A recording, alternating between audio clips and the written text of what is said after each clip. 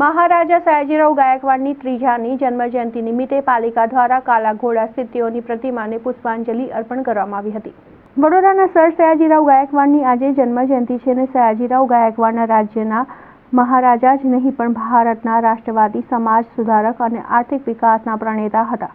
તેમનો જન્મ મહારાષ્ટ્રના કૌલાણા નામના ગામમાં 11મી માર્ચ 1836માં થયો હતો। તેમને સંગીત, સાહિત્ય, ચિત્રકળા પ્રાથમિકથી શરૂ કરીને ઉચ્ચ શિક્ષણ, રમતગમત અને વેપાર ઉદ્યોગિકને ઉત્તેજન આપ્યું હતું।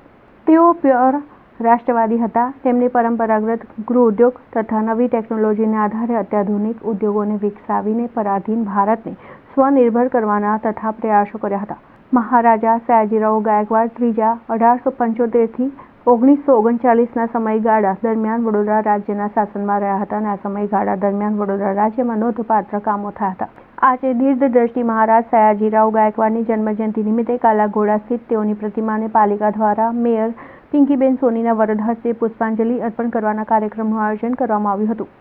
આ મહારાજા સાહેબની એવી વડોદરાની પવિત્ર ભૂમિ છે કે હંમેશા વડોદરાના લોકો પણ એક પોઝિટિવિટીથી વડોદરામાં પોતાનું યોગદાન આપતા હોય એવી આ પવિત્ર ભૂમિ છે।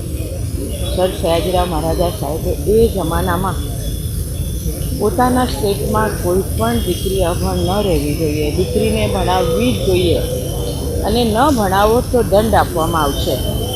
આ નિયમ કાયદો તે વખતે મહારાજા સાહેબે કર્યો હતો અને એવા સ્ટેટમાં અને એવા વડોદરામાં આપણે સૌ રહીએ છીએ।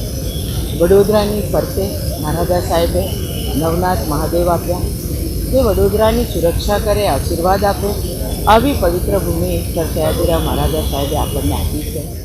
અને કન્યા શિક્ષણ માટે ખાસ ભાર મૂકવામાં આવ્યો હતો અને મફત શિક્ષણ હોવા છતાં જો પોતાની દીકરીઓને કોઈ શિક્ષણ માટે નથી મોકલી રહ્યા તો એ પરિવારને દંડ પણ કરવામાં આવતો હતો। એટલે કહી શકાય કે ખરેખર એ સમયમાં જ્યારે બહેન દીકરીઓને ઘરનો ઉમરો પણ ઓળંગવાની પરવાનગી ન હતી, આદરણીય વડાપ્રધાન ભાઈ શ્રી નરેન્દ્રભાઈ મોદીજીએ પણ પોતાના એક વક્તવ્યમાં તેમના દ્વારા કરાયેલા આ કન્યા શિક્ષણ અને ફરજિયાત શિક્ષણના પગલાંની સરાહના કરવામાં આવી હતી। આજે પ્રતિવર્ષ વડોદરા શહેરમાં કરવામાં આવે છે તેમ આજે પણ વડોદરા મહાનગરપાલિકા દ્વારા સયાજીગંજ ખાતે તેમની પ્રતિમાને પુષ્પાંજલિ અર્પણ કરવામાં આવી, જેમાં સૌ સાથે કોર્પોરેશનના પદાધિકારીઓ, સાંસદશ્રી, ગુજરાત રાજ્યના દંડકશ્રીને સૌ સાથે ઉપસ્થિત રહી, સૌ કોર્પોરેટરો સૌ સાથે ઉપસ્થિત રહીને તેમને શ્રદ્ધાસુમન